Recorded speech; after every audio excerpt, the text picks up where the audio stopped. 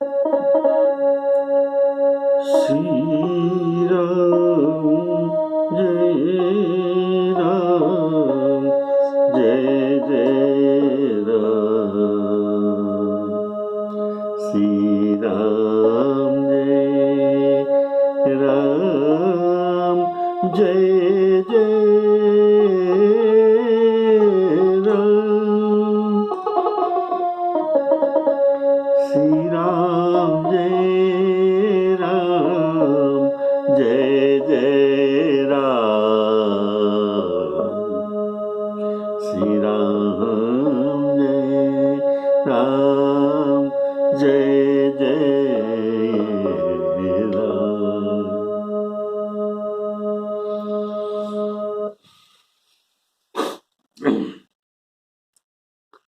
श्री राम चरणानुरागी हमारे श्रोताओं को पहले सप्रेम राम राम कह के आज का राम कथा शुरू करने वाली। बोलिए श्यावर रामचंद्र की। श्री राम जी कैकेयी के कोप भवन में, कैकेयी के भवन में पहुंचते हैं। वहां वो दशरथ जी भी है और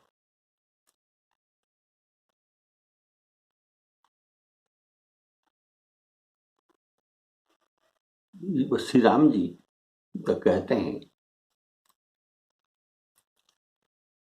इस पृथ्वी तल पर उसी का जन्म धन्य है, सबका जन्म धन्य नहीं है, केवल उसी का जन्म धन्य होता है जिसके चरित्र सुनकर पिता को परम आनंद हो। उसी का जन्म ही पृथ्वी में धन्य है।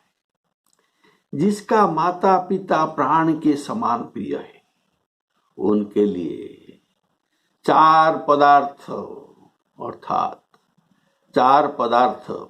अर्थात धर्म अर्थ काम मोक्ष उसके मुट्ठी में है, उसके मुट्ठी में हाथ में है।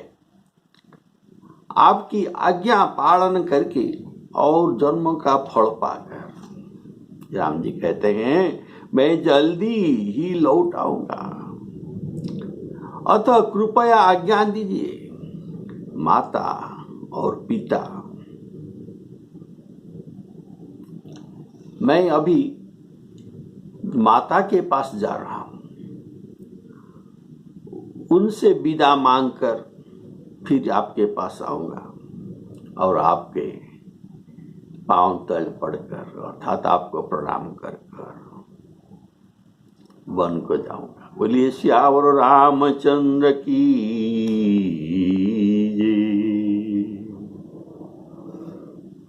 अब दशरथ जी की आज्ञा नहीं हुई है, उनको वन जाने के लिए आज्ञा नहीं दिए हैं। जब विश्वामित्र जी के यज्ञ रक्षा में राम लक्ष्मण जाते हैं उसी समय राजा आज्ञा दिए थे। सौंपी राम मुनि सुत, विश्वामित्र जी को मुनि को राम जी को समर्पण करके बहु विधि देहि आशीष।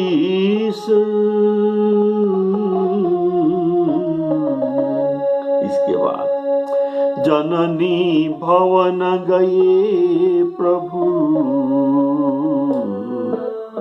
चले नाई पद शीस। श्री राम जय राम जय जय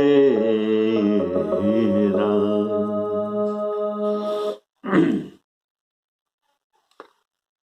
तो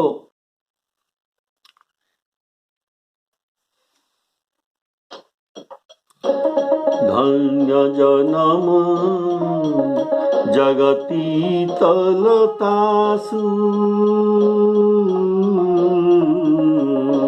धन्य जनम जगती तलतासु पितहि प्रमोद चरित सुनि जासु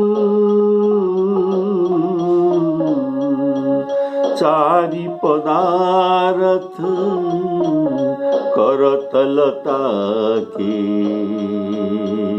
प्रिय पितु मातु प्राण सम जाके विदा मातु सन आवहु मांगी चली हूँ बनही बहुरी पद लागी। श्री राम जय राम जय जय राम। ऐसा कहकर तब श्री रामचंद्र जी वहां से चल दिए।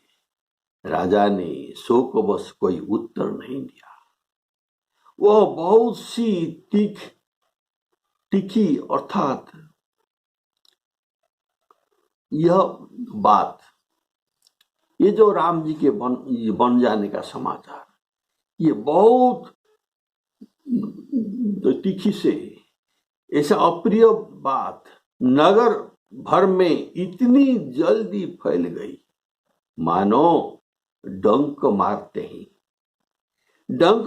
ही बिच्छू का विष जैसे सारा शरीर में फैल जाता है क्षण भर में। ऐसे अयोध्या में राम जी के वनवास का समाचार नगर भर में क्षण भर में वो पहुंच गई। और इस बात को सुनकर सब स्त्री पुरुष ऐसे व्याकुल हो गए जैसे दावानल का भाव वन में आग लगी देखकर, जो वन में जो आग लगता है इसको दावानल कहा जाता है। उसे देखकर जैसे बेल और ये वृक्ष और लता जैसे मुरझा जाते हैं, जो जहां सुनते ही वह वहीं सिर धुन के अर्थात सिर पीट पीट कर रो रहा है। बोलिए श्यावर रामचंद्र की। बड़ा विषाद है, किसी को धीरज नहीं बनता। बोलिए श्यावर रामचंद्र की जय। अस कही राम गवन तब कीना, भूप शोक वश उतरु न दीना। नगर व्यापी गई बात सुती छी, छुअत चढ़ी जनु सब तन बीछी।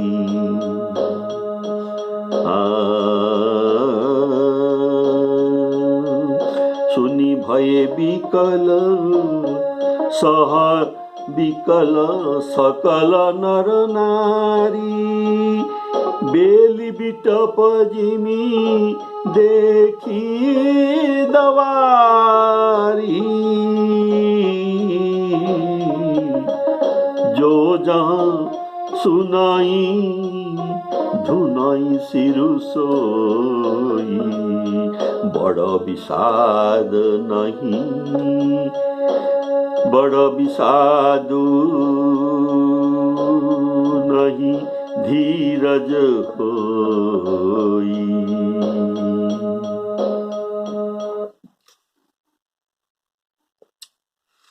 तो सबके मुख सूख जाते हैं। अयोध्या में सबका मुख सूख गया है, आंखों से आंसू बहते हैं, शोक हृदय में नहीं समाती। शोक हृदय में भर्ती हो गए, इसलिए आंखों के द्वार से ये निकल रहा है आंसू के रूप में। मानो करुण रस की सेना अवध पर डंका बजाकर आई है। बोलिए सियावर रामचंद्र की जय।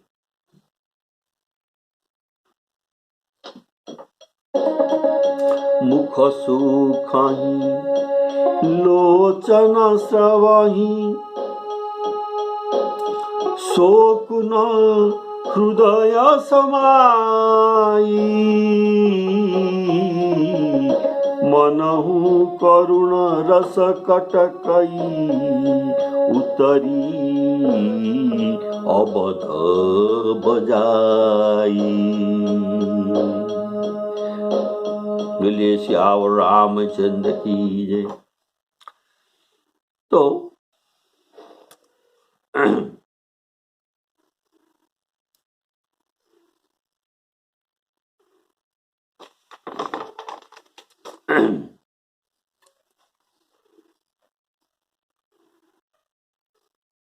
अयोध्या वासियों के सब मनोरथों पूर्ण होने वाली थी। उनको सब मिल गए थे, सब संजोग हो गया था। इतने में ही विधाता ने बात बिगाड़ दिया। अयोध्या में जहां तहां लोग कैकेयी को गाली दे रहे हैं। इस पापिनी को क्या सूझ पड़ा जो इसने छाई भवन पर आग लगा दी। कैकेयी को पापिन कहा गया कारण छाई हुई घर पर ये पावक देना, ये आतताई का काम है। वशिष्ठ संहिता के अनुसार अग्नि देना, विष देना, धन हरण कर लेना, क्षेत्र और जमीन हरण करना, ऐसे 6 लोगों को आतताई कहा जाता है।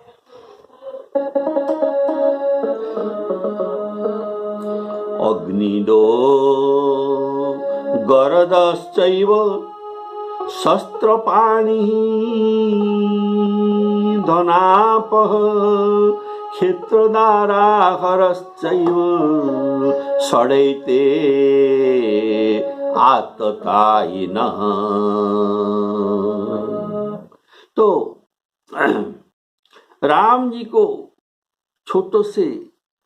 छोटी अवस्था से लालन पालन कर इतना बड़ा कराना और राज्य प्राप्ति के लिए उपयुक्त कराना, यह बात है। भवन छाई गई है, छाए भवन पर, अर्थात भवन छाए। और राम जी को वन में भेज देना, ये छाए भवन पर पावक धराना है। तो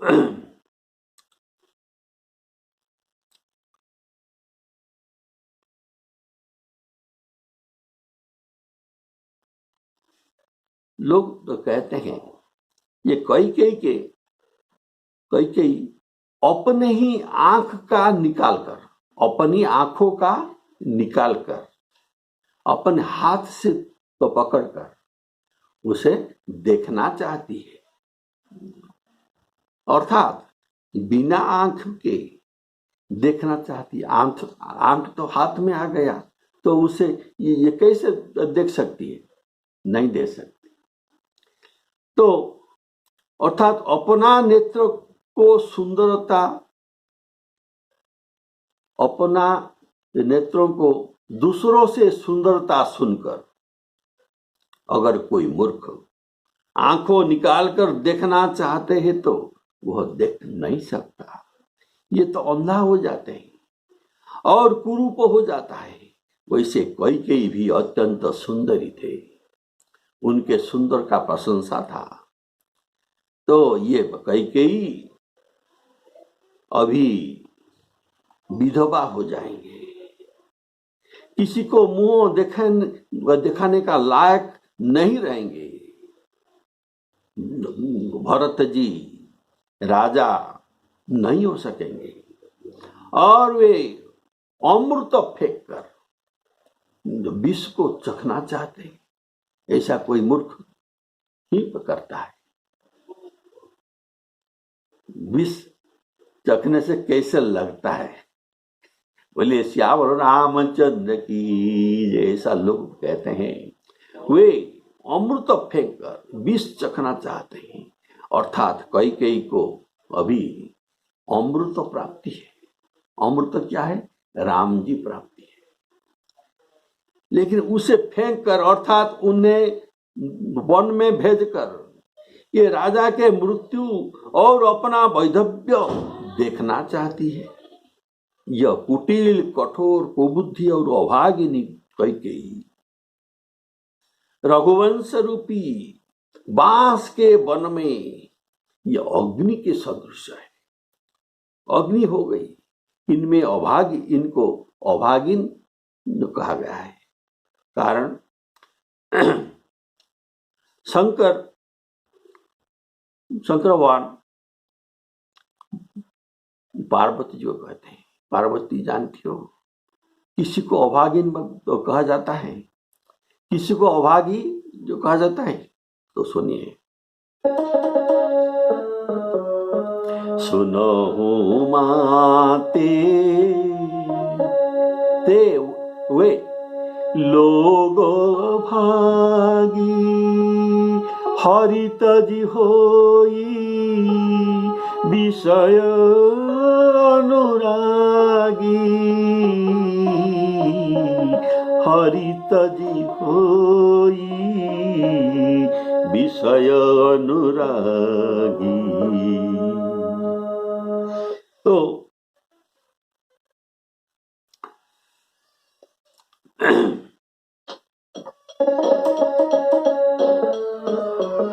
मिली ही माज विधि बात बेगारी, जहाँ तहाँ देई कैकेयी गारी, यही पापिनी बूझी का परेऊ, छाई भवन पर पावक धरेऊ। पावक अग्नि लगा दी। छाई भवन पर पावक धरेऊ, निज कर नयन काढ़ी चह दीखा, दारी सुधा विष चाहत चीखा। चाहत चीखा, चखने चाहती है। और कुटिल कठोर कुबुद्धि अभागी, भई रघुवंश बेनु बनआगी। बेनु बांस के वन में ये अग्नि हो गई। बोलिए श्यावर रामचंद्र की।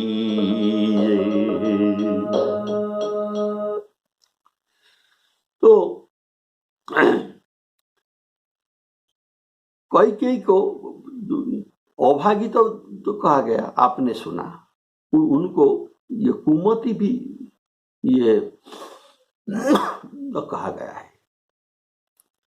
जहाँ ये कुमति बसती है वहाँ विपत्ति आ जाता है, और जहाँ सुमति होता है वहाँ संपत्ति होता है। जहाँ कुमति तहाँ जहाँ कुम तब उर कुमति बसी विपरीता। और जिनके पास, जिनके हृदय में कुमति बस जाता है, ये हिताकांक्षी हितैषी लोग को ये शत्रु मानते हैं और शत्रुओं को ये मित्र मानते हैं। तो ऐसा जब विपरीत होता है तब ये हमारे लिए ये परीक्षा है कि अब हमारे हृदय में भी जो कुमति बस गया, इसलिए हमारे मित्र लोग शत्रु हो जाते हैं और शत्रु लोग मित्र हो जाते हैं। ये किसी का दोष नहीं, ये हमारे ही दोष है। हमारे अंदर ही जो कुमति बस गया है और किसी का दोष देना नहीं चाहिए। अपने अंदर कुबुद्धि कहाँ है, इसको ही ढूंढना चाहिए। बोलिए सियावर रामचंद्र की जय। तब रघुमती बसी विपरीता, हित न हित जानहु रिपु प्रीता।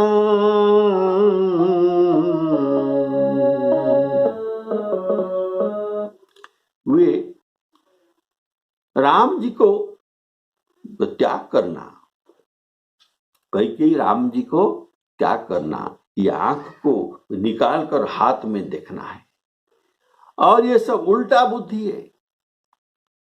पत्ते पर बैठकर पेड़ को काट देना, ये भी उल्टा बुद्धि है। और सुख में सुख का ठाठ ठट कर रख दिया। श्री रामचंद्र जी इसे सदा प्राण के समान प्रिय थे, फिर भी न जाने किस कारण इन्होंने ये जो कुटिलता पर ठानी। कवियों सत्य ही कहते हैं, क्या कहते हैं, स्त्रियों का स्वभाव सब प्रकार से पकड़ने न आने वाले योग्य है, उनको कोई पकड़ नहीं सकता। ये अथाह है, जैसे समुद्र अथाह है, ऐसे स्त्रियों के स्वभाव भी अथाह है।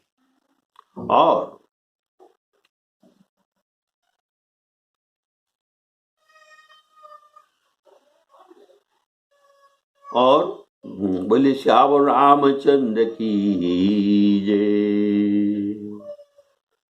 और अपनी परछाई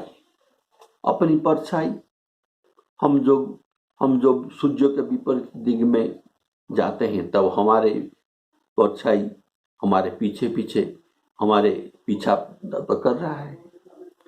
तो अगर ये तो उनको पकड़ना तो असंभव है।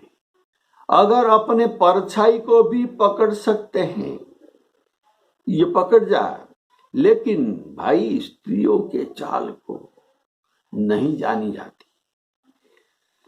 और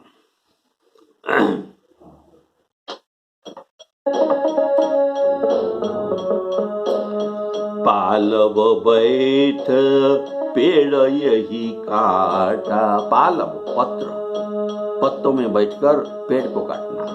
पालव बैठे पेड़ यह काटा, सुख महु शोक ठाटू धरी ठाट।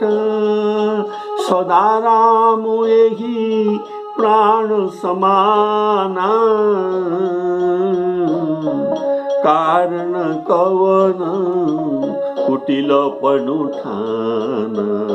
सत्य कहीं कभी नारी सुभाओ, सब विधिय गहूँ अगाध दुराओ। कई नारियों के लिए अपवाद हो गई, नारियों के लिए कलंक रह गई, इसीलिए कई का दृष्टांत सबको दिया जाता है। सत्य कहीं कवि नारी सुभाओ, सब विधि अगहूँ अगाध दुराओ। निज प्रतिबिंब बरकु गही जाई, जानी न जाई नारी गति भाई।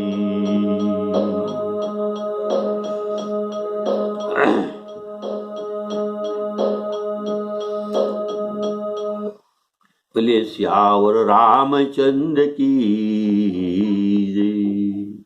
अबला अगर प्रबल हो जाते हैं तो ये क्या नहीं कर सकती, बहुत कुछ कर सकते हैं, जिनको अबला हम कहते हैं। गोस्वामी जी कहते हैं आग क्या जला नहीं सकती,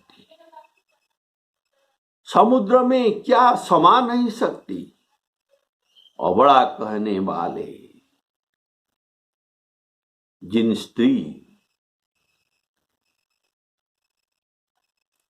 स्त्रियों ने अगर प्रवड़ा हो जाती तो ये क्या नहीं कर सकती। स्त्री जिन सांसारिक काज को बल के द्वारा कर नहीं सकती, उसे बुद्धि और कौशल के द्वारा संपूर्ण कर सकते हैं। प्रत्येक कार्य में बुद्धि और तर्क का प्रयोग करते हैं और जगत में काल तो किसे नहीं खाता। को जग का उन काल व्यापा, सब जगत में जगत को काल खाता है। और इसलिए जो कहा गया, काह न पावकु जारी सक, कान समुद्र समाई, कान करे अबला प्रबल, केही जग काल न खाई, केही जग काल न खाई। विधाता ने क्या सुनाकर क्या सुना दिया और क्या दिखाकर अब क्या देखना चाहता है। लोगों में ये सब बातचीत चल रहे हैं। एक लोग कहता है और दूसरे सुनते हैं कि एक कहता है राजा ने अच्छा नहीं किया, दुर्बुद्धि कई को विचार करके वर देना था, और ये कैसे विचार न करके वर दे दिया।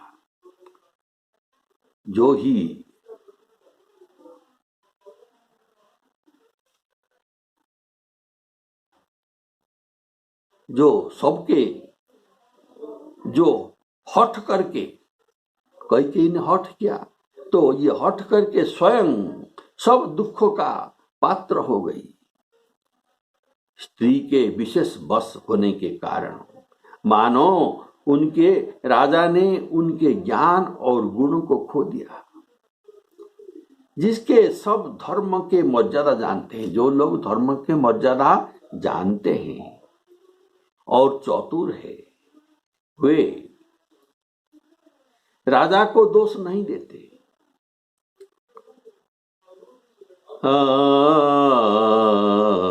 का सुनाई विधि काह सुनावा, का दिखाई चह काह दिखावा। एक कहाई भल भूपन कीना, बरु विचार नहीं कुमति दीना, बरु विचार नहीं कुमति दीना। जेहि हठी भयउ सकल दुख भाजनु, अबला विवश ज्ञान गुण गाजनु। एक धर्म परमिति पहिचाने, नृपहि दोष नहीं देहि सयाने। लोगों ने ये धर्म पालन के विषय में अपने बात रक्षा करने के लिए, सत्य रक्षा करने के लिए शिवी, दधीची और हरिश्चंद्र की कथा एक दूसरों से बखान कर कहते हैं। कोई एक इसमें भरत जी का भी सम्मति है, ऐसा जी कहते हैं। तो ऐसा सुनने पर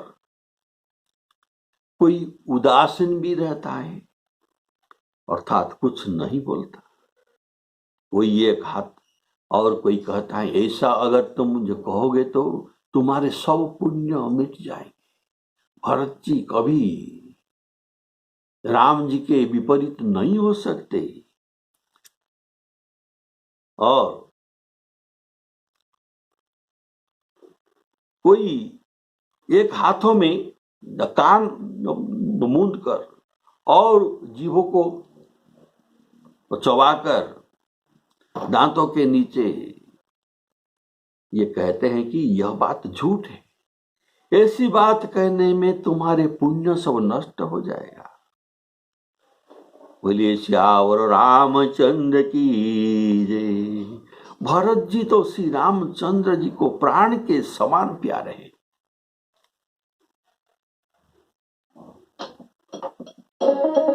शिबी दधीची हरी चंदन रेसा, शिबी दधीची हरी चंद कहानी, एक एक सन कहती बखानी, एक भरत कर सम्मत कही, एक उदास भाय सुनी रही। कान मोदी कर रद गही जिया, एक कही यह बात अलीहा, सुकृत जाई असी कहते तुम्हारे, राम भरत कहूँ प्राण प्यारे, राम भरत कहूँ प्राण प्यारे। ये समझाते हैं। देखो, भरत जी कभी राम जी के अनहित नहीं सोच सकते, चाहे चंद्रमा शीतल किरण की जगह आग की चिंगारियां बरसाते रहे और अमृत चाहे विष की समान हो जाए, सुंदर जीवन के बदले अमृत मृत्यु भी दे सकते हैं। ये भी असंभव हो सकता है, परंतु भरत जी स्वप्नों में भी कभी श्री रामचंद्र जी के विरुद्ध कुछ भी नहीं करेंगे।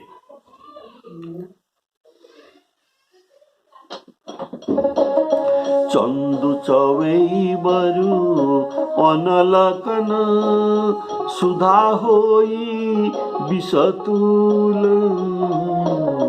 सपने कवहुन करही कछु, भरत राम प्रतिकूल, भरत राम प्रतिकूल। श्री राम जय राम जय जय राम। ऐसे लोगों के बीच बातचीत हो रहा था। आज इतना ही। सीताराम अर्पणमस्तु।